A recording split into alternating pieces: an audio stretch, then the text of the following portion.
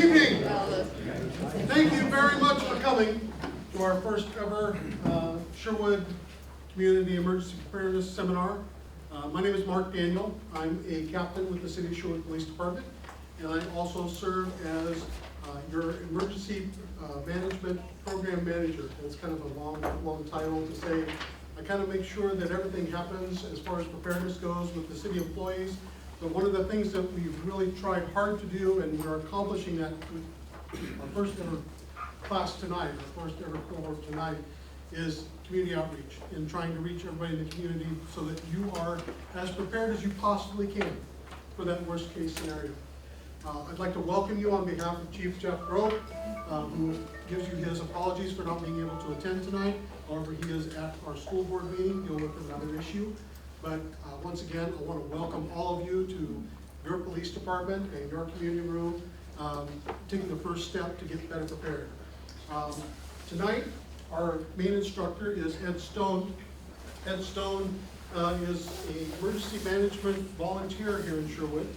The really cool thing about Ed is Ed moved to Sherwood a while ago, a couple years ago. And when Ed came, Ed contacted us because Ed has a passion for preparedness. Ed comes to us with significant experience from the East Coast, from the Philadelphia, Pennsylvania area. He spent time in Atlanta, Georgia, working on preparedness issues with the city of Atlanta. And then he also spent some time in Southern California, working with the city of Anaheim and even Disney, working on their abilities to be better prepared. So Ed brings a tremendous wealth of knowledge, a tremendous ability to communicate and answer questions. He's been there, he's done that. I'd like you to welcome Ed Stone.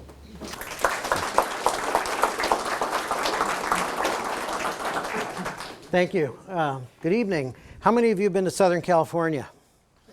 Wow, okay, good. How many of you ever felt an earthquake? Wow. Okay, so we're done. You already know what you have to do, right? And you're still here. Very good. I like that. The reason I got involved with this was that I started in the 1980s in a healthcare career. And I found myself a number of times involved with earthquakes and evacuations from fires and things like that. And I thought, wait a minute, the healthcare community wasn't well prepared. So I had the responsibility to bring the healthcare system into alignment with the cities to get better prepared. So my career kind of collided with the public safety. And it really was very interesting to see how those things came out. My first trip up here to Oregon was to work with the Oregon Nurses Association. And I asked them a very important question. I said, what are you going to do in case of an earthquake? And they're all looking at each other like, we don't have earthquakes up here. Okay, very interesting. So I took them all out into the parking lot and I said, can you run your business from the parking lot? And they're like, no, we can't. Well, then you're not prepared because you may not be in your building. Kind of goes the same thing for you at home. So I created over the last 30 years a number of different programs. The professional version of this is to integrate into your business or into your agency. So if you belong with a city agency, we would integrate this plan that you're going to do tonight into where you work. Because if you don't coordinate the two, you might have some issues. First responders have taught volunteers all over the country, particularly the volunteer fire departments in the more rural communities. They have to leave their home and go take care of people in an emergency. And if their home is not prepared and their family's not prepared, they can't really leave. So we got to get them prepared. And then there's the elderly population, folks that are in wheelchairs and folks that are in some of the assisted livings where they're not able to get up and run for their life. Okay, we have a special program for them. And same thing with the independent group where you're living in a place, you're still able to get up and move, but you need to have some supplemental things like, you know, no one's cooking for me tonight because the power's out. So we have a lot of different programs. But tonight we're just going to start where it all begins, which is the basic foundation for a plan. And so as we get through this process, write things down, preferably in pencil because you're going to want to change some things later. You're going to take this all home, do some homework, and make sure your family's in agreement with what you put down. Some of you came in as partners and you took 2 copies, so make sure you collaborate. There's a list of some of the cities that I've done this with over the years. I'm actually in my 25th year of this exact program. It's evolved a little bit because the computers got better and the printing gets better. So basically the program is still the same. It teaches you to communicate, to think about what's going to happen to you based on what's happening around you. So right now, let's ask you a few questions. Do you know where all your family members are? How many of you have kids? Do you know where your kids are right now? Do you think you're sure? Okay, great. You think you know. They're in Sherwood somewhere, roaming around? This is Sherwood. Okay, good. Would you know if they're safe? If something happened while we're in this room, how would you communicate to your kids if the phone stopped working?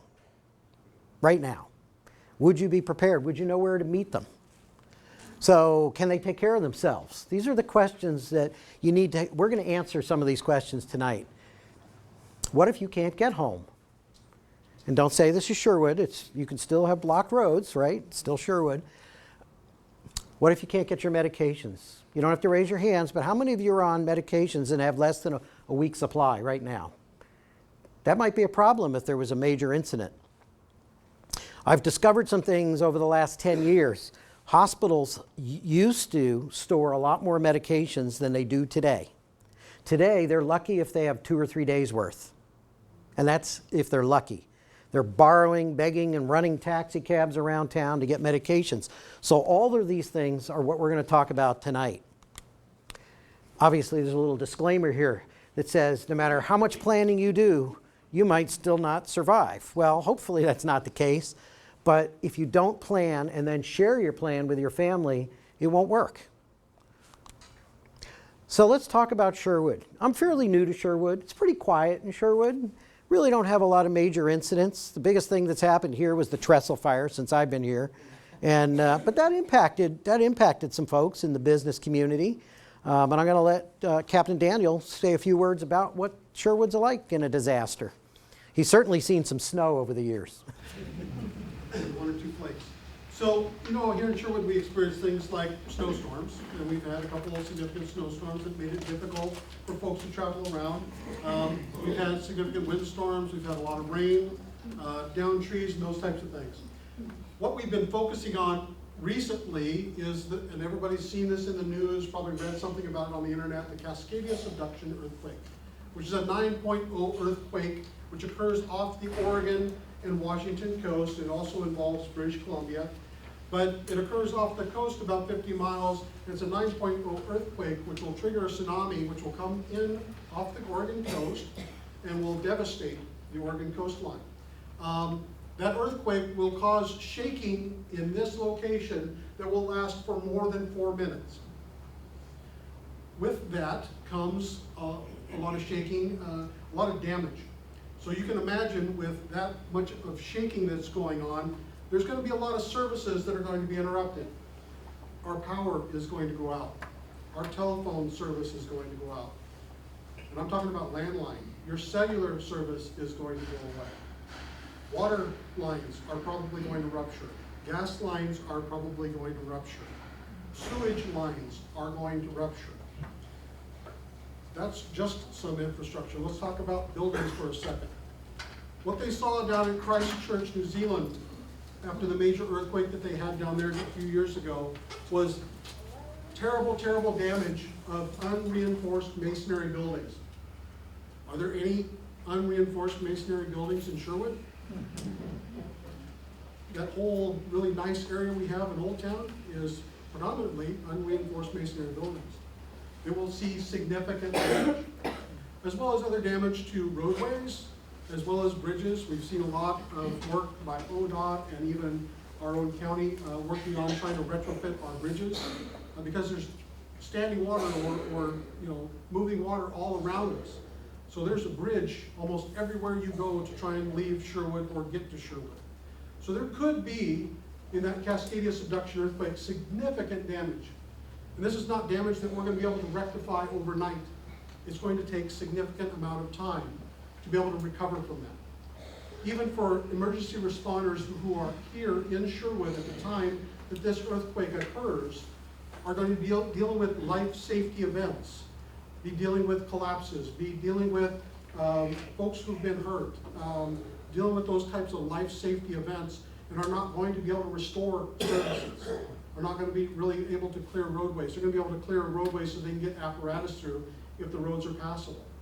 So it's incumbent upon all of us as community members to be as resilient as we possibly can, but then to be not only resilient, but as prepared for the greatest amount of time that we possibly can, because we're going to have to take care of ourselves, we're going to have to take care of our neighbors, and we're going to have to take care of each other as a community, because it's going to be a while before that infrastructure is stood back up.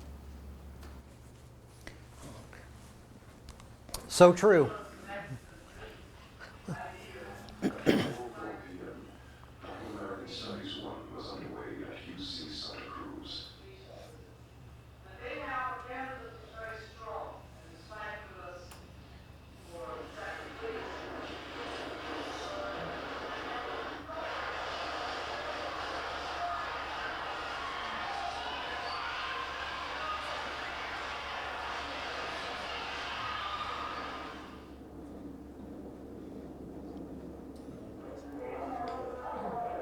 Video cameras everywhere.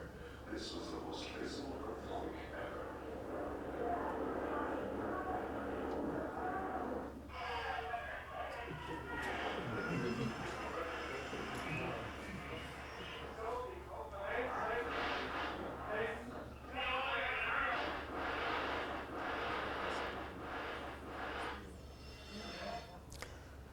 Those of you that haven't been through an earthquake, that was a 6.9. That's nothing like we could have here. That's more likely what we would have, but a 9 is a whole lot more powerful than what you just saw there. So let me give you the tip number 1. If your house survives, and a lot of wood frame construction homes are going to survive, they're not going to necessarily collapse, but they're probably going to be off the foundation. So stop and think about that. If your house is off the foundation, gas lines, water lines, electric lines are probably going to rupture. Does everybody know how to turn off your utilities? If you don't, find out. Gas wrenches are very inexpensive, $4 to $5. Put one by your gas meter so you can go run out and shut it off. The other thing that happens, one of the most common injuries after an earthquake has nothing to do with something falling on you. It has to do with earthquakes at night, where you get up out of bed and you run to do something, whether it's to get to the child's room or to go see what's going on downstairs, and you walk through your lamp that fell, pictures that came off the wall, you're barefoot, and you got a lot of cut feet. It's one of the most common injuries after an earthquake. So, tip number 1, take an old pair of shoes, one you don't like, as long as it fits, put it in a bag or a box, put it under your bed. You will save yourself a great deal of foot pain after an earthquake. Things fall. It's amazing how many people in Oregon don't have their cabinetry secured. It's big in Southern California. If you've ever seen a kitchen after an earthquake, things just fly out of the cabinets. You just don't think that happens. Refrigerators wide open and things come flying out of there. And so if you're walking through that at night, you're going to feel the pain.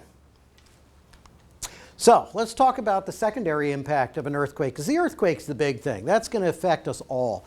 You know, if there's a fire in town and it takes out a couple of blocks, that's a tragedy. That's a horrible thing to happen.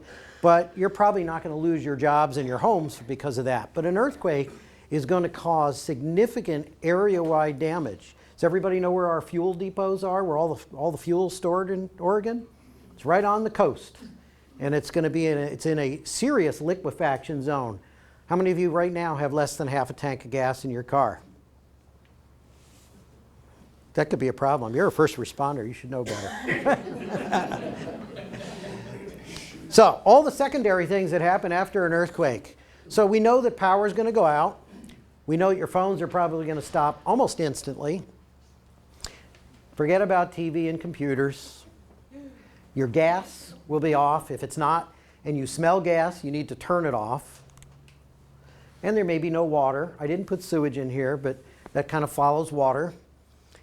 How are you going to live with all that? Or live without it? You know, we take a lot for granted. So take away all these things. And everybody thinks, oh, cell phones, they don't go out. How many of you used your phone or a cell phone or any phone on September 11th, 2001? Did you get a lot of busy signals? It was early here. But if you tried to call a friend or relative on the East Coast, you probably didn't get through. And that wasn't anywhere near Oregon. Can you imagine something happening around here? Phones will cease to exist, even when the infrastructure is not damaged. Because if enough of you pick up the phone at one time, the system just stops. And that's landlines. How many of you have a Fios or cable phone system in your house? Just as vulnerable as a landline. So take them away. Stop, think about it. You have no way to communicate. There are some ways to communicate, and we'll take a look at that here as we get a little deeper into that. So what we're going to do tonight is we want you to create a plan. And it starts out with these things like, wow, I never thought this could happen, or gee, where did I put something? I need to get my insurance policy. Where did we hide that? And I'll tell you a story about that. The Oakland Hills fire was a really tragic fire in Oakland, California. Hundreds and hundreds of homes burnt very quickly. And I interviewed a gal that was evacuated with minutes to go. She knew there was a fire. She had some things set aside, but they came down the street on a PA and said, you leave now. Literally, like, run for your life. She grabbed a ficus plant by the front door, ran out, got in her car, and drove away. She had no purse, no ID, no family photos, and had no way to even prove who she was. Now that's really tragic, but that's what happens in disasters. You know, we chuckle about the stories and we think about it, but if you're not accustomed to facing disasters, you would be surprised. Your own reaction might be, what do I do? What do I do? Where did I put that? How did I do? What do I do? What do I do next? Where are my kids? So there's all those things that are going to go through your mind, and a lot of people just freeze. So hopefully you're going to go write a plan and take it home and drill it. Drill it into your family members. So the now what is, look at what's your plan say. We're going to talk about that. The how-tos, and gee, what about my family? Hopefully we're going to answer some of those questions. Now, when you write this plan, one of the most important things to do is to share it with your family. So if your whole family is not sitting in this room, when you fill this out, go make sure they agree with it. That's why I use pencils, because they may go, I don't agree with that. No, let's change it. So fill it out tonight, take it home, collaborate with your family, make sure everybody's in agreement with it. And if you really are tech savvy, scan it, encrypt it in your phone or your tablet. You always have it with you. Put it on a jump drive, encrypted jump drive. Put it in a kit in your car. How many of you have some form of kit in your car? Wow, I'm impressed. That's great. Very important. So you got to share it. If you don't share it and you don't update it, it won't work. So here we are. Everybody's got one of these little packets. We want, if you don't have one, we'll get you one. We'll get some, bring them up. We want to start with family photos. How many of you have ever been in a disaster before? Anybody in this room? Did you end up in a shelter? No, I was working at a hospital when the Lone Tree had an earthquake. Oh, okay. We was home with the kids, and we couldn't contact each other. Yeah, it was. See, there you go. You already know what we're here for then. The reason family photos are important, if a family is separated, family photos do a world of good, particularly for children. If someone is missing, they're going to be able to say, oh, that's my sister, that's my mom, that's my dad. Really important to have family photos. And if you don't have ID, they're not going to want to hand some kid over to you unless the kid runs up, mommy, mommy, you know, that kind of thing. And we have to worry about all that stuff. Suppose you have a custody battle going on and they're not entitled to be with someone. You need to think about all these things that go on with kids. Family photos, really important. Put them in your plan. Keep them current. I had a gal in one of my classes that came twice over 5 years. And I got to tell you what her kids looked like at the first class and what they looked like at the second class. I was, like, wow, how'd you get so tall? And you didn't even look like the same person. And they still have the old pictures. So you got to update your plan once in a while. So now, if we go to the first pages on there, there's actually two. The first one has a little icon of a house on it. And we have one with a building.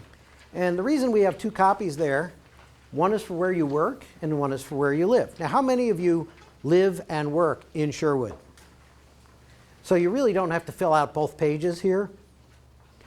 Now, if you have a significant other that works in a different city than you work, I have extra copies in the back. Feel free to pick those up today and fill them out, one for each where each of you work. So now you're going to have 3 pages.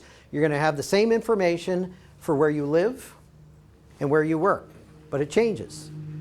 How many of you know the closest hospital to here? Good. How many of you know the closest hospital near your work? And how many of you, is it the same hospital? See, there is a difference. So in a crisis, I used to listen to 911 tapes, and it was really interesting how people in an office would dial 911 for a heart attack or something like that.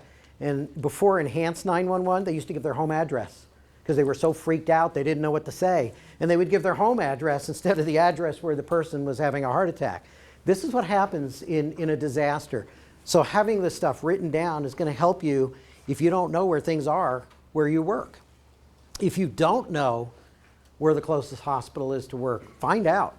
Because in an earthquake or in a major incident, you may not be getting a ride to the hospital. You may be walking to a hospital. You may be hitching a ride with someone else who has a vehicle that can traverse whatever the conditions are. But you need to know where to go. Look them up on a map. Make sure you know these things. It's really important. Day in and day out, doesn't matter. When it matters, you need to know. So, Can we ask a question? you can ask a question, yes. In an instance like that, how would you know if the hospital is viable, if there's no communication? You don't. You just have to assume that it is. The question was, how do you know if a hospital is viable? Well, I can tell you some of the hospitals in around Portland, particularly the older ones, are probably not going to be in very good condition. And there's going to be triage out in the streets, in parking lots, under tents. It's going to be all over the place. It's going to be very interesting. Let's hope we never have to deal with it in our lifetime. But the hospitals, on average, see about 100 patients a day in an ER. And I like to ask the question, because I come from my healthcare career, I like to ask the hospital administrators, what if you get 300 people today? Well, we're going to have to borrow staff and drugs from another hospital. Yeah, in an earthquake, not going to happen. So what if you get 1,000 people show up at your hospital today? It's going to be like a MASH unit. It's going to be triage out in the streets. That's the only way it's going to work. So we have to keep that in mind. Now, how many of you that have a kit in your car have supplies in there to be without a hospital, particularly like diabetes supplies? Really important to carry some of that stuff with you. That's why you need to have this stuff written down. You are not going to find a lot of those supplies in a hospital. You'll get bandaged, but you may not find the drugs you need. And we'll get to more medication as we go on. So if you would, try and just jot as much of this stuff down right here while you're here tonight and take it home and share it. I can tell you I did a survey for the governor's office in Georgia. After doing my class with some of the fire departments, we then did a survey to see how many of them filled it out, how many of them took it home, and how many of them shared it. And the answer was they all filled it out, but they forgot to share it. So I'm going to keep reminding you all night long, share your plan with your family. This is not difficult stuff. This is really very simple. So, how are you going to communicate? There's a lot of really cool options out there. Everybody have a smartphone? Your smartphones are really great. They store a lot of good information. Get your plan in there, even if the phone doesn't work. Don't put it in the cloud, because if the cloud doesn't function without internet service, you have nothing. So put it in your phone as a PDF. Communications is really the first thing that goes in a disaster. So I'm going to give you some alternatives tonight. One of them, one of my favorite ones, is actually amazingly cheap and small these days. See this little thing? This is a satellite phone. If this stops working, it's either because I dropped it, broke it, or the battery died, or someone shot down our satellites. That would be a really bad day. But these things are actually as cheap as a cell phone now. And they work anywhere in the world that you can see the sky. So if you're in business or you're in a professional capacity and you need to be able to reach your significant other or your business folks, this is a life-saving tool, and it also can do a hotspot. So you can get internet. Even if there's no internet in Oregon, you can get internet from the satellite. So that's a really cool feature. Quick question though, how many channels on that? How many people could be using sat phones at the same time? We will find out one day, won't we? I don't know the answer to that, but actually Neil works with the city as well as our ham radio coordinator. How many of you in here are ham radio operators? Do we have any? We have a few. How many of you even really understand what ham radio is? Why don't you turn one on, bring it up, and let's show them what it does. The thing that's nice about ham radio is it tends to survive when nothing else does. It's not government run, and it doesn't cost anything when you get your license to use it. And they can talk across the room or even across the state on a walkie-talkie. So yeah, this is just a quick handheld. This carries 5 This watts. way. Our emergency radio station, which actually is back here, is a 50-watt station. But keep in mind, I mean, amateur radio, basically we're involved in a group called ARES, Amateur Radio Emergency Services. We're there when all else fails. When Captain Daniel can't get his 900 megahertz radio working, can't get his cell phone working, can't get his anything else working, I will pass a message. But now keep in mind though, I'm not a police dispatcher. I mean, if you're getting on the radio trying to get a hold of the police department, I may not even be hearing you, because all I'm trying to do is communicate from this served agency to the county EOC, so that the police emergency services are communicating with the county, county's communicating with the state, so we're passing messages. So now any of you can get a license, and you in theory can call for help. You can talk to each other as family members, or you can call for help to whoever's on the air. And they may be in Vancouver. They may be down at the coast. There's repeaters that are up in the hills that allow people to communicate over long ranges or right across the room. So again, this is something, if you're interested in really being prepared and having a means of communicate when nothing else works, ham radio is really a great function. So you can turn that on, let everybody hear that there's probably people talking on there right now. And they're on there 24 hours a day. There's always someone chatting. Part of the problem we have is this room is what's referred to as a Faraday cage. It's surrounded by steel, and our radios actually don't get out very well. For the stations, we've got antennas that go out of the roof, but So is there a difference between, they have 7 HOR. is there a difference between CB and ham? Absolutely. Ham radio, CB is, do they still require licenses for CB? No. Okay. They used to require it, which was mostly just registering. But I think also CBs are limited to 5 watts, and they're limited to some very specific channels. Amateur radio, a couple of advantages that amateur radio has is we have a broad frequency spectrum, so that there's a number of different frequencies we can go to if there are questions or problems with it. And the second side of it is that we're well distributed. I mean, I've got one in my car. There's probably 500 ham stations within 20 or 30 miles of here, maybe even more than that. So when stuff really hits the fan, amateur radio guys, the first thing they do is go turn on the radio. And I will tell you, in an emergency, there's nothing more comforting to know that you've been able to get a hold of somebody else, and somebody else has at least heard you, know that you have a problem, and may be able to assist you. So if you guys are interested in that, they'll be hanging around at the end. Absolutely. They'll be more than happy to draft you in and tell you how to get your license. It doesn't really cost a lot of money. What we have with ARES is we just don't have enough people. If there was really an emergency and we had to start staffing this, I'd run out of people in about 16 hours. So, communications is really important. If you could communicate to your family members, you're going to be a lot more relaxed after an emergency. And if you can't, you're going to be panicked. And I've seen a lot of panicked people over the years. So let's talk about how to communicate. First method is pick up the phone. We do that all day long. Texting is really a great feature. Don't text while you're driving. I teach classes that for one of the traffic safety schools. And I got to tell you, the number of texting deaths today it's exceeding, for teenagers, it exceeds drunk driving. Texting is just becoming a nightmare. So texting is great in an emergency, but not while you're driving. So if you can't use the phone, you got to think of something else. How else am I going to communicate?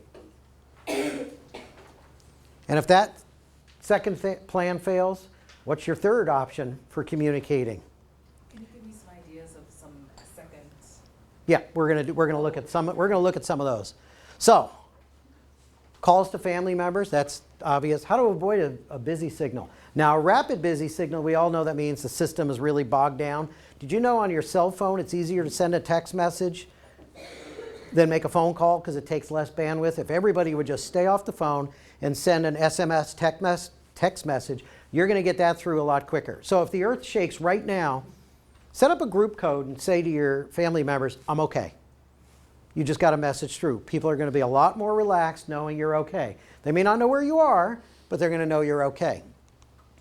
So cellular to cellular calls, that was a really big deal years ago because cellular to cellular worked better than landlines because landlines, all the wires fall off the poles. Everybody has a cell phone now, and if everybody starts dialing at the same time, you're going to have the same problem. It's going to just stop the system. Pagers. Anybody have a pager anymore? I got to take pagers out of here. They're done. I think we're finally done with pagers. So non-ISP email, like a Yahoo or a Gmail account. The thing that's nice about those is they have redundant servers everywhere. Like if you have a local Comcast, it goes through a local server, and if that server goes down locally, you may not be able to reach out through your email if you're on a cable, or even the FiOS system goes up into Washington State. And if Washington's involved in a big earthquake, your email is going to be done. They won't lose anything because it'll shut down, but you may not get an email out. So I say use like the Gmail. So if you can get a Gmail account, and those are free, you can share one account with your whole family, and everybody has the same login. And the only thing you're going to use it for is communicating with each other. So if you put a message out to you, you're both going to see each other's messages, and your whole family is going to know you're okay. So that's a really cool way to do it. Does anybody have a calling card anymore? Get a non-expiring calling card. They're like $10. You know what's really nice about calling cards? They have an 800 number. So if the landlines are all clogged up, the 800 numbers still bypass the local trunk system, and you can make phone calls by dialing an 800 number when you can't make a call across the street. That's what I used to teach before everybody had a cell phone, and it still works today. Paper messages. Well, there's a great way to communicate. How many people write anymore? Everything's text. How many of you have out-of-state relatives? Make sure those numbers are in your plan, because again, that bypasses the local phone system. I've had scenarios with earthquakes where my family members in Southern California could call me in Pennsylvania, but they couldn't call across the street. And so I become the relay, and that's in your form. We're going to look at that. Social media. How many of you are on social media? Take advantage of it, but let me warn you about some of the dangers of social media after an earthquake or a disaster. Don't let your kids say, this is where I'm at and I'm stranded somewhere. You know, teach your kids to communicate carefully and privately, and we'll talk more about that as we get deeper in here. But social media is a great thing. There's a lot of cool apps out there. Google has the Find Your Relative kind of thing for disasters. Those are the things that are really going to be great. That is, of course, if you have internet service. So now we're to the family communications page. Now that we've talked about it, just jot some things down. You don't have to fill the entire form out today, but just write in the name of the people you want to communicate to. And some of the things that are interesting at the bottom of this page too is critical needs. There's a little reminder on there. While you're communicating to your family members, don't forget, some of them might have critical medical needs. Oh, gee, I forgot. You need medicine. I was supposed to get it today. Now you don't have any. You need to know that very quickly. Dietary needs. If you have a dietary need, I can tell you a lot of the emergency foods that I bought over the years, they're great. You can survive on them, but it's not going to do your diet any good. It is loaded with bad stuff. That's because it's preserved. It'll last 25 years. It's not something you want to live on. So we'll talk about that a little further in here, but just jot down some of the names. There's a place in there for 3 out-of-state contacts. I don't care if it's a family member or a friend, you should find someone you can communicate with that's at least 100 miles away, maybe 200. So that's a really important thing. Now, how many of you, if you got up and ran and you drop your cell phone and it breaks, how many of you know all the phone numbers that are in there? You're laughing. Most of us no longer memorize numbers. My suggestion is take most of your critical numbers and write them down in this plan somewhere so they're written down. Really important. It's amazing how many times after some sort of an incident happens, people run out and they drop their phone. Or they forget to charge it and the power is out. How many of you have ever had your phone die from just not being charged? Happens. We'll talk about that later too. So, family communications is really the first step to knowing each other is okay. You're going to feel a lot better knowing your family member survived a disaster than wondering what happened.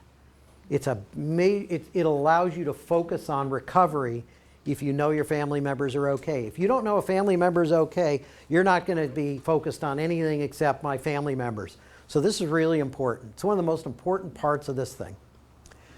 So now, if something happened in Sherwood, suppose we had a tanker truck turn over right out here on the highway and it sent toxic gas blowing through part of the city.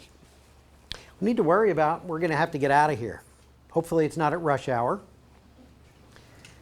And I'm sure there's going to be a lot of traffic control telling you which directions to go, which ones not to go. But you need to have some plans. Where can you evacuate? Now, if it's just something in your neighborhood,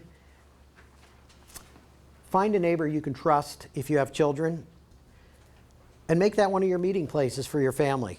And the reason I say make sure your kids are okay with it, I've had one of my classes, one of the kids got really disturbed when his parents were talking about, well, you're going to go to the house 3 houses down. And the kid was just really nervous about that. And so I talked to the parents afterwards. I said, what goes on at that house that child should be concerned? Make sure your kids are comfortable with where you're sending them. If they're not just like, oh, cool, they have great toys, they got the best Xbox or something. Just make sure your kids are comfortable with where you want to have them wait for you. So you need something that's really close by. So if you're out and your kids are at home, you need a place that you can trust. And it should be walking distance. Now, you should have one that's about 1 to 3 miles away. So if your neighborhood is on lockdown for whatever reason, a tanker tipped over, whatever, find a place that you trust 1 to 3 miles away. And, you know, they'll walk it or they'll take their skateboards and bicycles or whatever, and they'll go there, and you're going to write that down here shortly, and you're going to know where they're supposed to be. Now, if you pick an entertainment venue as a good place to send your kids, just keep in mind that those are very public places. You never know who else is there. So make sure you're really comfortable with the security of where you send your kids when you're not around. The other thing I tell you is, in Sherwood, after a major incident, don't send your kids crossing Highway 99. You know, there's safe havens on both sides of the highway, but I have been in disasters in Southern California where people are so crazed and in such a rush to get home, they're not paying attention. And I personally was working in the city of Anaheim and almost got run over by a guy that had to get home and save his poodle. Now, we kind of chuckle about that, but it's a real life scenario. And people are going to be ripping down Highway 99, and they're not looking for your kids crossing. So try and keep them on one side of the highway. There are some safe havens here. You can send them to City Hall. You can send them here to the police station. And I understand the Y is a good place to go as well. I'm sure after a disaster, there'll be people showing up wanting to swim or whatever happens. You know, you're going to entertain all the kids at the Y. That'll make life a lot easier. So just make sure your kids know where you want them to be and write it down and just beat it into them. Now, if we had to leave Sherwood, where are you going to go? And let me stop here for 1 second. If we have a major earthquake today, let's say 20% of the houses are red tagged, meaning you just can't go in them. Do you know we have a housing shortage in Oregon, at least in this area? You know how many houses there are for rent in Sherwood right now? Probably less than 5. So if your house is damaged, you're going to, well, I have to go rent a house. Good luck finding one. So if you had major damage, where are you going to live? People are going to be in tents. It's really scary. It's something you should start thinking about as you do your plan. Do you have a relative's house that may have survived, a newer property? You know, FEMA's got some great grants to help people get their foundations secured. If you have an old house that doesn't have a secure foundation, find out about those things. In the meantime, you should have a place you can go run and hide that's at least, you know, more than 10 miles away. Now, if the volcano is erupting, if Mount Hood's become a problem, don't go that way. You might want to go that way. Now, the thing you have to remember about going north and west, if it's an earthquake and the coast got wiped out, everybody who did survive at the coast is going to be on Highway 99 going east. It's going to be a nightmare. And remember, there are going to be road closures all over the place. So be prepared. So let's talk a little bit more about evacuation. How many of you ever evacuated before? Oh, got a couple of hands. The thing that I told you the story about the ficus. You need to have a bag ready to go. And I found a really simple way to tell people to do that. Pretend you're going on vacation. Pack a bag with old clothes. Pack everything you need in there. And keep all your medications in one place so you can grab them and run out the door. You're covered. And I'd say the majority of you in this room have everything you need to take a road trip somewhere. But it's all scattered around your house. How many of you have copies of all your policies, your ID, your birth certificates, everything that can tell people who you are or were in the case you lose it all? Anybody have copies of everything? There's some great encryption programs. I have an iPhone. I actually have both iPhone and Android. And I have a great app in there that allows me to encrypt a PDF. And apparently Apple can't even get in it. I don't know what the Supreme Court's going to do about that. But it's pretty well protected. And I can look in there and I can show you not only who I was at time of birth, I can show you everything there is to know about me, including my car insurance, all digitized. And it's a great way to carry your whole life. Just make sure it's secured. And there's a lot of them on there. Just the one I use is called Goodreader. And it's been really nice. It used to be free. I think it's $2 or something now. But there's a different one for Android. It's called PDF Writer or something like that. But there's a lot of them on there. And try the free ones without your serious data. But make sure they don't work in the cloud. We'll talk more about that as we get further in here. So you need to organize your items. Now let's talk for a minute about transportation. If you got kids that can't drive, well, that's a problem. What if they're at school? So how many of you work out of town? Could be a problem if you got to get back and pick up your kids from school. Where are they going to go? Is the school going to release those kids, or are they going to hold them at school? I think we know the answer to that. Do you have someone else that's registered with the school to pick them up in a crisis? If you don't have that, I'm quite sure the school district has all that built into their plans. Make sure you have some alternative guardian that can pick them up in yes? What's the school's plan for holding our kids? It's a good question. Do you know the school's plan for holding the kids? Actually, Captain Hannah might be able to better answer that than I, but I can tell you this about the schools and the school district emergency plan. The school district here in Sherwood is actually finalizing the emergency response plan or the emergency plan for the school district currently. I was in a meeting last week finalizing some of the things, and we intend to be able to take it to the school board within the next couple of months. So it's something that will be finalized, but there's a lot of things that they're working on from school to school, but then district-wide, so they can be better prepared. I wish I could tell you directly exactly what their plan is for that, but I would refer you to your individual school to be able to determine what it is that their plan is as it relates to your children in any type of disaster or major event. We're going to cover that as well. Now, if any of you have elderly parents that can't drive, how are you going to take care of them? Are you going to automatically go to their house? These are the things you have to think about when you're writing your plan. And what if you don't have a car? Do you have a neighbor that's going to come get you to go get your parents? These are the kinds of questions that you really need to think about while you're writing all this stuff down. What if someone cannot get out of their house because they're in a wheelchair? That's a real problem. You know, we have an aging population. And so we need to think about all of our futures. What are we going to do? So here we are back to another page in your plan. Now that we've talked about it, jot some things down in there. Someplace close to home, someplace 1 to 3 miles away, and somewhere out of town that you would feel comfortable going.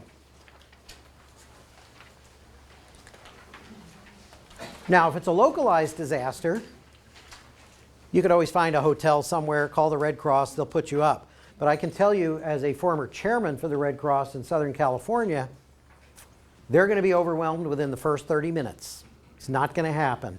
You're not going to find a hotel. You may not find a hotel with power. So hotels are probably out. So find a place that you feel comfortable parking your family and your kids.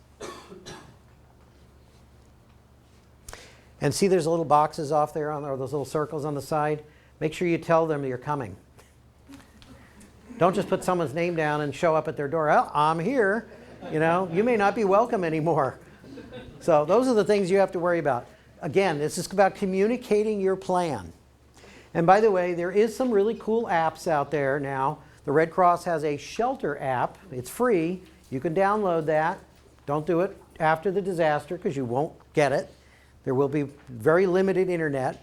Download the shelter app. It doesn't take up any space in your phone, and you can find out where the closest shelters are today before you need them. How many of you have pets? We'll talk about pets later too, but pets and shelters is another really interesting part of it. Some shelters do not allow pets. Some have contingencies to allow you to bring a pet in if they're contained. Some of them in the past have taken 50 dogs and put them in a tennis court somewhere and locked the gate. You should see what that looks like. So, support needs. These are the things that you really need to think about. If anybody has medications, anybody has someone who's on oxygen, and you know, oxygen used to be these big, giant, what they called H-tanks. Nowadays, for the most part, they plug into the wall, they take the oxygen out of the air, and when the power goes off, they have a little tank that lasts 4 or 5 hours. What are you going to do on hour number 6? So if you know anybody who is on any kind of oxygen or life support type devices at home, you need to find out what the backups are and write it down. What's the contingency for that? How many of you live in an HOA community? See, this is something else I'm trying to push. I have a separate program. It's this plan right here, except we spend the last 30 minutes. We add another 30 minutes, and we get everybody to the HOA to volunteer their assets. Oh, you're a nurse, you're a doctor, you have 2 generators? Wow, that's great. And we all get together and take care of each other. So it's this program with another 30 minutes to collaborate on how we can take care of each other. Because I'll tell you, when you run out of oxygen, it's a bad day. Food. You know, we all have people with special diets these days. You know, the emergency food you buy in the store probably doesn't meet your dietary needs, but you'd be surprised how many things you can buy and store for 6 months to a year that will meet your dietary needs. Just rotate them. That's the hard part. Rotation is tough, but you got to think about those things. Don't forget, not just yourself, but every family member has different likes and dislikes. So here's your evacuation checklist.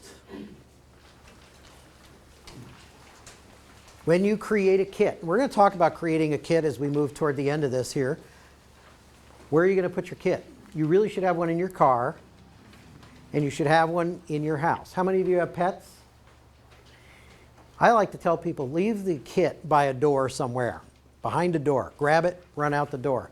If you have a dog or cat, Keep a leash so you can drag them with you, because pets don't always want to go out that door, or sometimes they'll be out before you. But I would have a leash, because when you do get out there, if it's chaos, you're going to have a problem with your pet. We'll talk about the pet plan shortly. So these are the things you have to worry about. Utility checklist is on there too. Make sure, if you don't know how to shut off all your utilities, learn how to do it. You know, the gas company likes to preach, oh, we don't want you to turn your gas off unless you smell gas. Okay, that's fair, because if you turn off your gas, it's going to be a long time before they come turn it back on, you know, if it's not a major earthquake. This is a big issue in Southern California. People would run out and shut their gas off, and they'd have to wait 3 weeks before someone showed up to turn it back on. But if you're going to leave your property because you feel you have to evacuate, I would turn it off, because the secondary earthquake might finish it off. So if you're going to evacuate, I would just shut it all down. So the best thing to do here is fill this out, drill it into your family members. Where's the bag we're going to run out the door? Anybody have any empty luggage in their house right now? Just fill one up. Put some old clothes, put some toiletries in there. I don't care if it's an old toothbrush, throw it in there. You know, a little extra deodorant, whatever you would take on a vacation, just throw it in there. Now when you want to take the real vacation, dump that stuff out and put the good stuff in there. But take all your old stuff, put it in a bag, and get ready to run. Hide a little emergency cash. Cash is really good after an incident. I'll tell you a funny story about cash. In Northridge, in the 90s, they had a nice earthquake. And the damage was really contained to not that many square miles, the significant damage. People were looting the stores for bottled water. Now, if they had just driven 6 miles out of Northridge, the stores were open, shopping was usual, people were talking about the earthquake, but there wasn't any significant damage. And so people will do some strange things after a disaster. So when you do your evacuation stuff, don't think you're going to run to a store, because you don't know who you're going to run into in that store. Stay away. Now, I put this form in here because this is really important. If you have medications, you know what you take and you know when you take them. Something I beat into my elderly parents every day. Make sure this stuff is written down. Because if they find you unconscious and your plan is next to you and you have your prescriptions, they're going to know probably what's wrong with you. This is really important if you have family members that require medication. How many of you don't have to raise your hands, use mail order for your medications today? It's a big thing, mail order. How long does it take to get it if you call today? Oregon passed a law recently that enforces the insurance companies to allow you to have a bigger supply. Take advantage of it. It's really important. But write your medication down, write the dose, write the times you're taking it, write the source of that medication. Is it Walgreens? Is it Rite Aid? Is it mail order? And what's the lead time? How long does it take to get? It's really important. Write down the physician that ordered it. If you have more than one physician and you have all your prescriptions, and this is what I tell people now, all these prescriptions are electronic. Get a copy anyway. When your doctor says, oh, I'll just put it through, I'll just call it in, get a copy, attach it. Because if you have to leave town and go to the eastern part of the state and walk into a Walgreens, they're going to go, I need to see the prescription. You're not getting it without it. You're not even getting it with this sheet. This sheet is a great cheat sheet if you have to go to a hospital and check in, because it takes you forever to try and recite all that stuff, get it all written down accurately, write it down. This is really handy stuff. Cuts your ER times way down. And I have extra copies of this in the back, so if you're unfortunate enough to have more medications than fit on there, please stop and get an extra couple of copies. And then, if you need an extra copy, we'll have them available for download, so you can update them as you need to. Now we're up to schools. So those of you that have kids, talk to your school. Find out, next time you go to the school, ask questions. Do I have to sign up for my neighbor to come get my kids? Can I call you and just say they're coming? Oh, wait, the phones don't work, can't do that. Find out what their plans are. Find out where they're most likely to hold the kids if something happens. How many of you know the phone number and address for the schools that your kids go to? Very good. She gets a star. Most people know where the schools are, but they don't know the address and the phone number. So if you're out of town, how are you going to tell someone where they are? They can't look it up on the web if the web isn't working. So get all that stuff written down. And I don't know, I haven't been involved enough with the schools here, but on the East Coast, one of the things they do when you first show up to a school as like a freshman in high school is they give you a map of the school. And I say, I want to see that map. And I'll tell you why I want to see the map. Because I need to know some things about your school. And that is, I want to know who your teachers are, and I want to know where you are in that school for every single class. Now, why do I care about that? Something happens to the school. I mean, you have tornadoes in the Midwest. Half the school gets blown apart, and the other half is fine. Wow, isn't it amazing how tornadoes can rip a house off and the next one's right there, no problem? Same thing with a school. Same thing with a shooting in a school. If a shooting happens in a cafeteria, number 1 up there, and your student is all the way at the number 3, you're probably going to be a little less crazy driving to that school because you know where your kid is supposed to be. Now, if it's a high school student, they may not be at the school at all. That's another problem. But this is just for your sanity, and it becomes part of your plan. If you don't know even who your kids' teachers are, how many of you know your kids' teachers? All of them. Another star. It's amazing what we don't know nowadays. I know a couple of students that don't know who their teachers are too. So school stuff is really important. It's a very simple page to fill out. And now we're up to pets. How many have pets? Got a lot of pets here? How many of you know where there's a 24-hour animal hospital? Very good. You've probably used them? Yeah, I'm sorry. That's always expensive. I rescued a dog once that had over 150 ticks. Let me tell you, that was $3,000 to remove 150 ticks. They were in his ears and everything. So I got to know where all the hospitals were in my area in Pennsylvania. They knew me by first name. It's not a good thing. And again, alternative places to stay with your pet. Not everybody is welcoming you if you show up with your Great Dane. And then what do? Leave them in the car? That's a problem. So you really need to think about all these things as part of your plan. And the most important thing, if your pets aren't chipped, if you don't get the chip in them, now you can't put chips in fish and birds and things like that, but you need to chip your pets. Dogs and cats will just bolt after an earthquake. Matter of fact, they'll know what's happening before you do. It's amazing. I've seen that actually happen, and I was really surprised. I thought it was fake, but it was real. But make sure you also label your pet. And if you have a pet carrier, label it as well. Even if you have a tag, make sure that dog or cat is labeled. Yes? Is the technology going to be there to retrieve your pet as far as location? Good question. That may or may not happen. Maybe we have an answer. Yes? I work for the emergency vet at Walton, and it's just a battery-operated scanner that you do need a phone system to call the company, and then the company gives you the microchip information. The main thing to know about chipping is when you put a chip in your pet, they're not going to euthanize it before they find out who you are and whether it's really still your pet. That's really the biggest safeguard, because if you have a bunch of strays running around, that's a problem. Yes? The biggest thing too, so when you microchip your pet, it doesn't just automatically have your information. So we constantly see strays that have microchips that don't have any information tied to it at all because the owner didn't register it. So that's important. Right. So if you do get a chip, make sure you register that chip with your information so they know who you are. How many of you have had a chip in a pet already? How many of you have moved since you put the chip in your pet? And have you updated your information?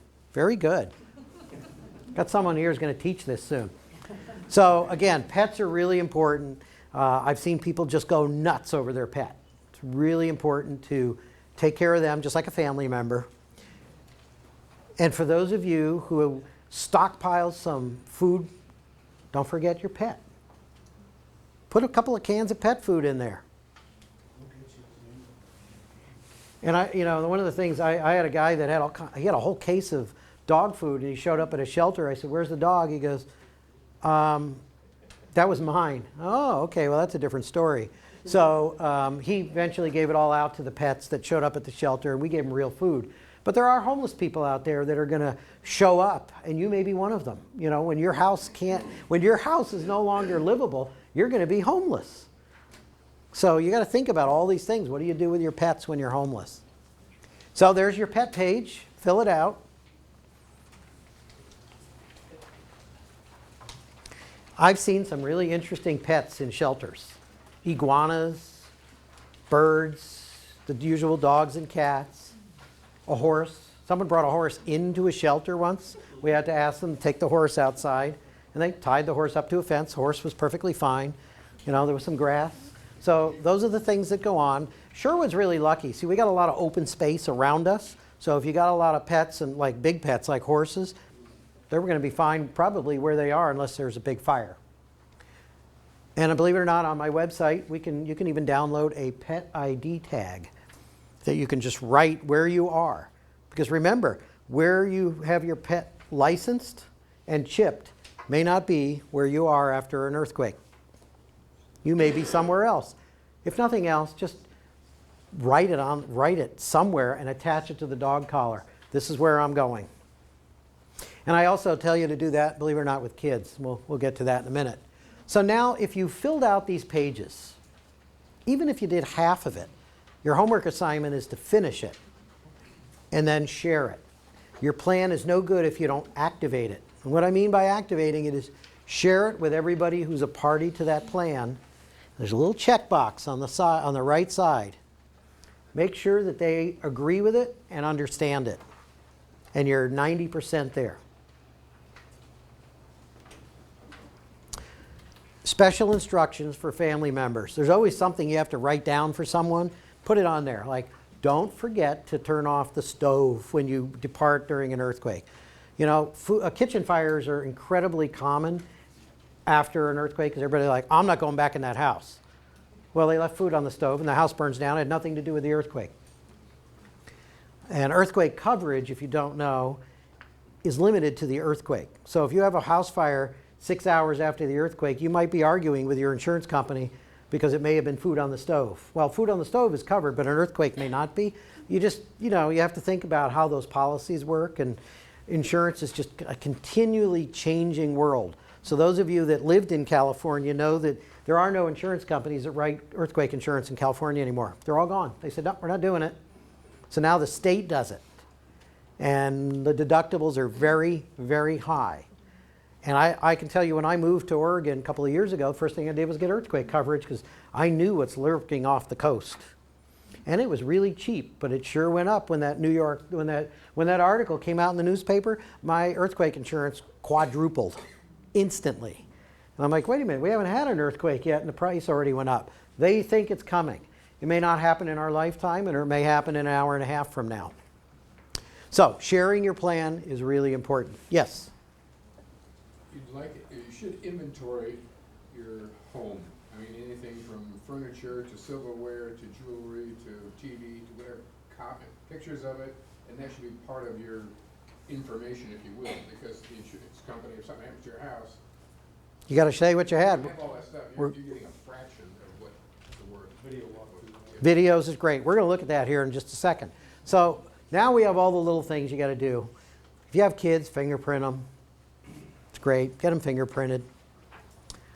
And if you take them to a shelter, one of the key things I tell you to put in your little go kit, a Sharpie marker. So if they're a really toddler, write their name and your name right on their arm. Don't write it on their, their face, but write it on there so no one else can wash it off. My name is, and I belong to. And we used to tell people to do that because toddlers will go run outside and play and disappear. And before you know it, they're roaming the neighborhood that they're not used to. So those are the really important things. You know, there's some great tools now. You can do the DNA swab thing and put it in the refrigerator.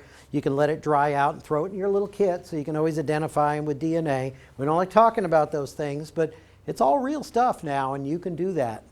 You can even find out your ancestry on DNA now.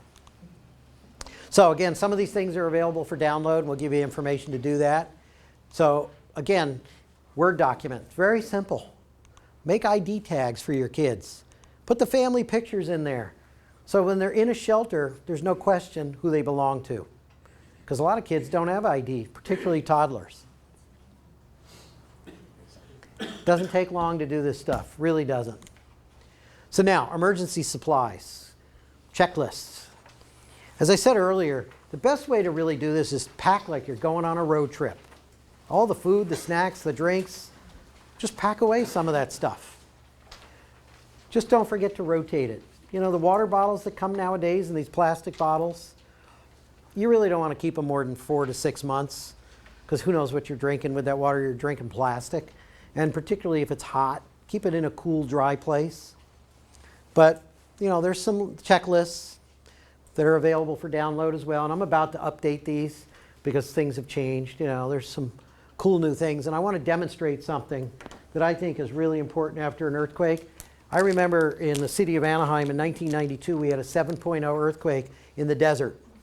My whole kitchen ceiling was lath and plaster, and it looked like an I Love Lucy episode with me, you know, with plaster all over me. And I had a couple of neighbors that got to be dark out, and they pulled out their candles, and we had an aftershock, and their house burnt down. You can buy these things for $1. Does anybody know what these are? Chemical light sticks. You know what? If you've never owned one of these, they work for 12 hours. And I always carry about 6 of them in my luggage because I travel a lot. I've been in more hotels with power failures, and you can't even find a bathroom or your way out of the hotel. I had one hotel that was so panicked in Erie, Pennsylvania, that I actually gave them one of these to put by each stairwell so people could find their way out. So it's kind of a scary thing. These are really cheap. They're much safer. They're non-toxic. And they last about 12 hours. So you got enough light to read by. These are old. They're getting dim. So supplies are really important. Here's another subject. If one of your family members is injured and you can't prove that that's your son, your daughter, your mother, your father, your sister, your brother, you may have a hard time getting any information out of the doctors. Does anybody ever run into privacy issues in the medical world these days?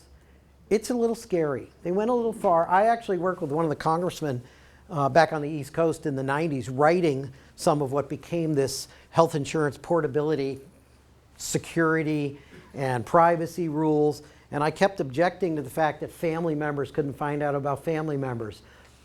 And I'll tell you why it became so incredibly tight. It was a reaction to the AIDS epidemic. People didn't want family members to know they had HIV positive. And you know, those days are pretty much over now, and no one seems to care. But what you should do is you should have a document scanned and notarized between all your family members that say, you can talk to who, you can talk to this person, you can talk to that, but we can all talk to each other about anything to do with our health care, what our needs are, what care has been delivered, and what care they want to be delivered. And then you have that notarized, and they have to talk to you.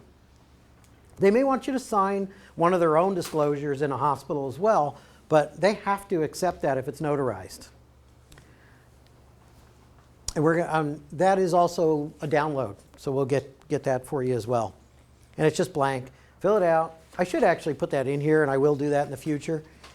But some families have like 25 family members, and you can list them all on the back, but you have to have it notarized to make it perfectly legal.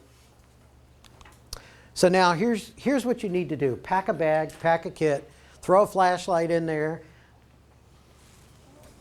Weather radio. How many of you have weather radios?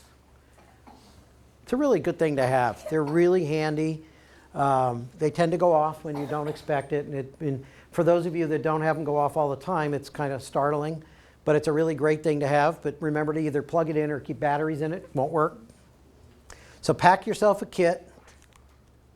And again, pack like you're going on vacation.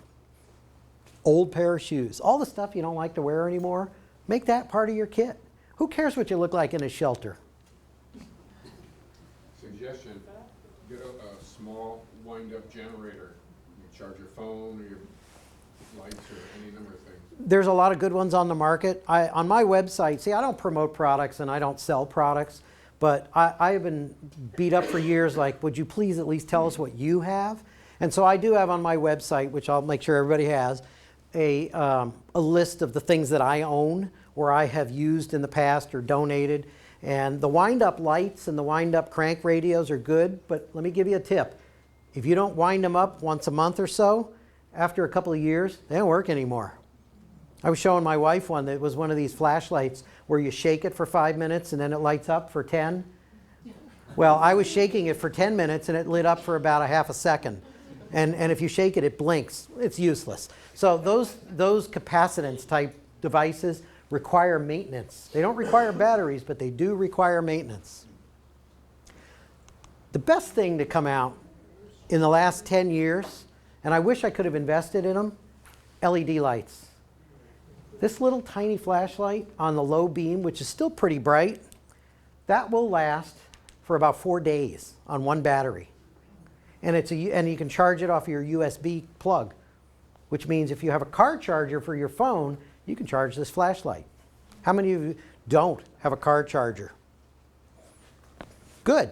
I had a gal that was standing in after Superstorm Sandy going, does anybody have something I can charge my phone? I said, you don't have a phone charger in your car? Oh, I didn't even think of that, you know? And because Superstorm Sandy back on the East Coast, we didn't have power for like 5 days. And I wasn't even in the heart of the storm. I was in Pennsylvania, but we didn't have power for 5 days, and people were trying to figure out where to get their phones charged. It was really interesting that they forgot they had a car charger. Yes? Before we get too far on evacuation, Mm-hmm. how many people know how to open your garage door when the power's off? How many of you don't? Yeah, opening the garage door when the power's out is always a trick. Pull the release and up you go. It's a good point. I should throw that in here. I have So, to do that for a neighbor. yeah, well, you know, I had someone who, we are so spoiled with technology. I remember a number of years ago walking out of a grocery store, and there was a poor woman was just standing by her car crying because she couldn't get into her car. And she had her groceries there, and the ice cream was melting, and the kid was crying. And I said, well, can I help you? And she says, I can't get in my car. It doesn't work anymore. I said, you know that little metal thing? That's a key. And she was in her car and gone in 2 minutes. You know, we are so spoiled with technology, we forget that the key opens a car. These are real life stories. So again, for your supplies, you know, throw things in there. If you got kids, throw games in there. You know, it used to be playing cards. Well, now it's an iPad or a tablet of some sort. Again, 7 days. I tell everybody 7 days worth of supplies. And if it was really up to me, I'd say make it 25 days. The reality of a major incident here is going to be a lot more than 7 days. And if your tank is half full, you're not going to get very far. So supply lists, again, the best way to do it is pack for a road trip. Pack everything you know you're going to need. And keep your medications in one place in the house so you can grab them and go. Some people have them spread out all over the place, and then they forgot this one or they didn't take that one. And if you have medications that are refrigerated, make sure you have a little cooler and keep some of those little ice packs in your freezer that you can pack your meds and go. It's really important that you don't spoil some of the diabetic drugs, and the insulins and things require refrigeration. And if you can get your doctor to write you a prescription for the emergency insulin that will get you by, it's non-refrigerated, get a prescription for that and just keep it in your emergency kit. Keep it in your car, keep it in your house. Now, securing things, we talked about this earlier, make copies of everything. Copy of your plan, your driver's license, your passports, your insurance policies, your kids' pictures. Get that into a secure format in your smartphone or your tablet. It's a great thing to have. And then the other thing you can do is put them on a little USB drive. You can encrypt those nowadays. They're really, really great. They have some that look like keychain. They go on your keychain. They look like a key. And they'll hold more data than you could ever put in your emergency plan. And we talked about taking pictures of your house. How many of you have an inventory of your expensive assets? Serial numbers. I mean, I remember once I had some meaningless little thing stolen once, and I said, hey, I want to get this on record that it was stolen. It was something that was stolen out of my office. And they said, all right, we'll write, well, you know, there's no reason to take a report on this if you don't have a serial number. Oh, wait a minute, hold on. And you know, my wife's probably smirking because I have everything I ever bought since probably 1980 and the serial number listed in a spreadsheet. It's been in many generations of computers. But I have all that stuff documented. So anything you have of value, take a picture of it, write the serial number down, put it on your jump drive. So if you have to get into a squabble with an insurance company about everything you lost, you're going to be able to prove it. Video. You have a smartphone? Take a video of every room. Zoom in on the things that mean the most to you. And take a picture of it. It doesn't take a lot of storage. You can get 64 gig jump drives and put a lot of stuff on there. So with that, are there any questions? Yes? I've got a suggestion, and it's what I do in my house, and this is for all the men in the room. Have a pound of Trader Joe's chocolate in your freezer and a Costco big giant pack of toilet paper, because moods will go very foul very quick. Now, I got to tell you, I would be laughed at because after a major incident, you will not see me in front of my house. You'll see me over at the Langer Park with a little folding table and $10 rolls of toilet paper because I keep at least 100. It's going to be like sought after. You know, look, you need to have water. You can survive without food for a number of days. You cannot survive without water, and you won't want to survive without toilet paper. So that's my strategy for how to get rich after a disaster. I'm going to set up the toilet paper stand. Any other questions? Yes, in the back. I'm curious how to store a big quantity of water that's not just in the jugs or anything. Like I'm feeling sick, and if we're just going to be camping out at home, what's a good, safe way to do that? Well, there's a number of good things you can do. They do sell like 55-gallon water drums. But you already have, if your hot water heater is surviving, you've got probably 40 gallons of water. And if you're using it primarily for drinking, that's a lot of drinking water. I have a 5-gallon jug that has a filter built into it. I can run over to the Tualatin River if there's no cars, laying in the water, and I can fill it up and I can filter it out. And the thing to remember about water filters is they are generally designed to take out biologicals and sediments and some pesticides, but they won't take out hydrocarbons like gasoline and oil and antifreeze and things like that. So after a major earthquake, cars are going to be in the river. That river water may not be worth drinking. So those are the things you need to worry about. But if you have a small creek in the backyard, you could probably get that water. There's actually some really cool products made here in Oregon, which is really impressive. It's amazing actually how many cool products are made in Oregon that people don't realize that support Homeland Security and the U.S. Navy. They have a little pouch, looks like an empty IV bag. You could throw it in the gutter. Doesn't matter if there's antifreeze there. 6 hours later, with that gutter water, you got Gatorade. It absorbs it right out of the dirty gutter water and turns it into Gatorade. They have them now for the U.S. Navy where you toss it overboard on your life raft. 6 hours later, you got a quart of Gatorade right out of seawater, and there's no salt in it. So Oregon's got some really cool things going on with technology. Most people don't know that stuff. And so there's a lot of good things you can do. But storage, there's some really cool collapsible water storage jugs nowadays that even Walmart and Target have them. And they're not that expensive. Yes? Is it safe when you're turning off the gas to use a standard metal wrench? Well, I can tell you that my emergency gas wrench is metal.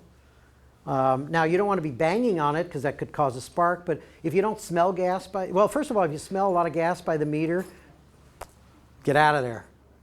Because if you do spark it, you're going to have a problem. But if you don't smell gas by the meter, all the gas emergency wrenches are metal anyway. There's quite likely more sources in your home already than what you could create with that wrench. Oh, no doubt. Yeah, it's safe, I would say. Yes.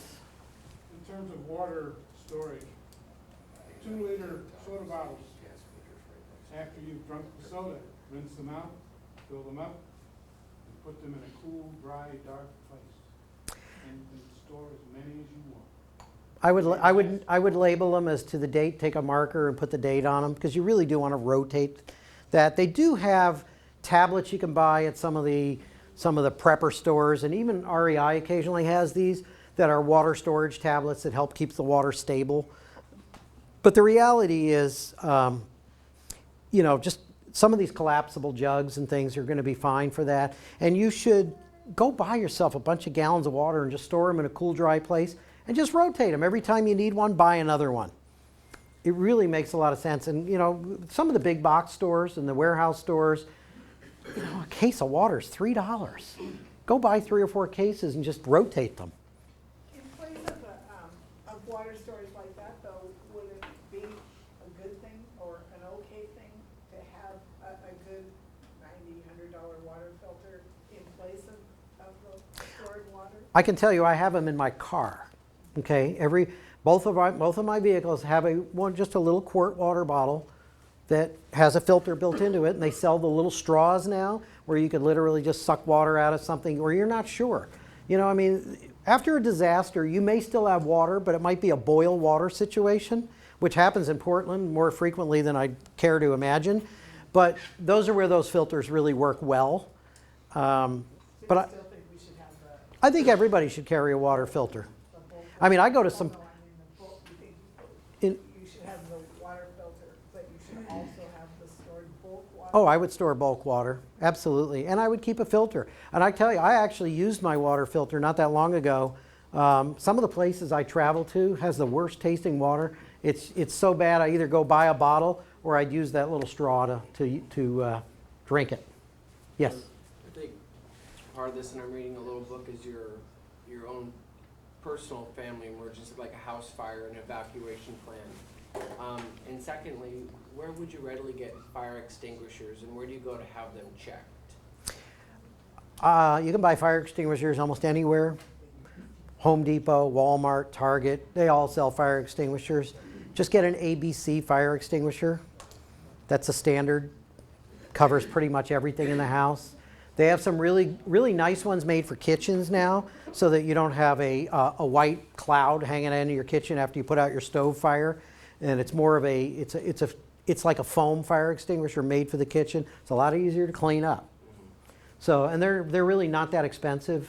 I would at least keep a couple of fire extinguishers. People used to laugh at me because I had fire extinguishers in all the vulnerable places in the house, and I keep one under my bed. Well, doesn't that sound kind of strange? Well, if there's a fire and I want to run down the stairs, I'm going to try and put it out on my way. And it's a big one. But fire extinguishers, as far as maintenance on them, just seek the yellow pages. Sometimes if you have more than one, they'll probably come to your house and do them right there on the spot. If you run a business, you're required to do that. Any other questions? Yes? Do you do this anywhere else? I have someone ask me if there will be another meeting like this. I suspect we're probably going to be doing these periodically here. And I do them for HOA groups. I've done them for church groups. You can see me afterwards and we can talk about if you have a special group. I'm trying to get the senior centers and some of these assisted livings like the Avamirs and the Brookstones and all those. I want to get those folks done as well because they have a different kind of program because they get cooked for and they stock a lot of food. But the residents need to know what little things they need to do while they're waiting for their family to come take them away. So, yes? Do you know anything about like the protocols for police, law enforcement, fire department, and like first responders right after an event, the big one? They're going to be really busy. I mean, what like, oh. Captain Daniel can speak to that, but... Like, I'm just kind of curious, like, what's the first step, what's the second step, how much time? Where do you start, how far up do you go? Yeah, it all kind of depends on what our communication system looks like. You know, if a worst case event happens and we lose communication, the first thing that's going to needs to happen is we pretty much bring everybody back here and make sure that everybody's okay. And then start fanning out and checking the community. One of the things that we do, and we'll be exercising this during the FEMA exercise coming up the first week of June, is exercising our windshield survey procedures. And what that is a procedure, and all the communities in Washington County have agreed to this. And what we do is we drive a prescribed route and check critical infrastructure. But there's also an understanding about when we're checking that critical infrastructure, that we're going to be dealing with an awful lot, as I said before, an awful lot of life safety events. People are going to be trying to call 911, there's going to be people hurt. And those life safety events are going to take priority over anything else. So even trying to get the officers back here to the station may be difficult for us. And some of the things that we continue to exercise is, we have an 800 megahertz radio system, right? Well, what happens when that goes down? We will have very little line of sight. So we'll have to train and exercise going to alternative channels so that we can check in and make sure that everybody knows that we're all right. And also keep track of where we're going and if we need additional resources or help. So it's kind of a moving target as far as what really will happen. But the first thing that we're going to do is respond to any and all life safety type of events and emergencies that we can, and try and help as many people as we possibly can. Do you have any idea, not to camp out too long on this, but do you have any idea, like, at what point the National Guard will be called in, what their role might be? Well, where they would be set up? Yeah, we're probably talking several days into the event. The military will be exercising in this FEMA exercise, a Cascade subduction earthquake exercise is coming up the first week of June. So the military is involved in that. I can't tell you what all the military plans are, but the requests for the National Guard will come by way of the counties to the state of Oregon, and then the governor's office will make a decision about whether or not the National Guard is needed and where they deploy.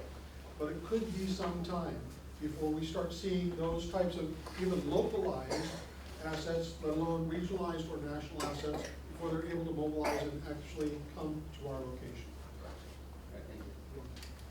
There's for smaller electric outages, like we do have fairly frequently here, my husband worked for PGE, and he has specific. Well, they hook them to the panel, you gotta make sure that it's shut off so you don't get back feeding on. When they go to rehook it up. Yeah, let me just tell you a caution about generators. If you have a generator, first of all, you have to have that generator well ventilated outside your house. During Superstorm Sandy, I loaned my generators to folks in my community, and I set them up and I ran a cable or cord directly to their furnace to run the heater, as opposed to back feeding through the panel. Because even some of the older homes, when you shut off the main, you're not de-energizing the lines. And if there's someone out there fixing a line, you could kill a line worker with your generator. And yes, that's a good point. Yeah, on my longer class, we go deep into generators because one of my neighbors passed away because they set their generator about 3 feet outside their garage door, and they had the garage door up this far to bring the cable in, and all the carbon monoxide blew back into the garage, and she was sleeping downstairs, and she just slowly went to sleep, and that was the end of her, just from carbon monoxide. Generator safety is really, really important. And there's a lot of great information about that on the web. Make sure you understand it. And my best suggestion is don't backfeed your house if you don't know what you're doing. And if you can't guarantee it's isolated, don't do it. You really could kill someone. Yes? If there's a lot of flooding and there's a big earthquake or whatever, most likely you're going to have some cuts and scrapes somewhere on your body, ideally legs and feet. Try to stay out of the water because the chance of being infected is tremendous. Common sense. It's all common sense. That's why I tell you, if you don't put a pair of shoes under your bed and you walk outside and there's things falling into the streets and cars leaking because things got smashed, who knows what you're walking in? So you're right. That's why I tell people, good shoes. Yes? Is the local CERT somehow involved in whatever's happening? The CERT program is good for training. The problem that because I actually worked in Anaheim with one of the CERT programs, was designed in Southern California. And the problem with CERT has been when it's overly organized, it becomes almost like a department in the city, and it becomes unmanageable because now you have to worry about command structure and people doing things that they're not authorized to do. And so CERT training is excellent, but I like to take it down to the HOA level. Everybody just take care of your neighbors. That's where CERT really works best in the local community. And one of the things that I've been promoting, which I didn't really do here tonight because we really didn't have enough time, was these little FRS radios, these little cheap walkie-talkies you buy in the store. What I was promoting in Southern California, where they have lots of disasters, is families should have those radios. If you have your kids in a shelter, give them one so you can talk to them when they're running around. They can call for help if there's a problem. But if you have them in the neighborhood, you can talk to all your neighbors and find out what they need. And if you have a ham radio operator, they can use that same radio to communicate the needs of your neighborhood right here to the EOC and get you the help you need. So it's kind of a building block, if you will, for communications. You say you had a website? Yes, it's very simple. It's www.emergencyoperations.org. And there's, I got supply things on there. There's a great grid in there about which emergency foods are the best deals, not price-wise, but which ones have nutritional values and things. Because again, I don't sell stuff, but you're welcome to look at all those supply lists and things like that. Yes? Is there a list somewhere that shows what bridges may survive based on the severity of an event? None? I was going to say, the best thing that you can do is just go on the web and take a look at what ODOT has put together, what our Washington County Bureau of Transportation has put together, and those are going to give you the best ideas. Just a rough idea. Their best guess about what's going to stand. Okay. Well, thank you all for coming. I'll be here for a few minutes if anybody has any additional questions, but thank you. Go home, get prepared.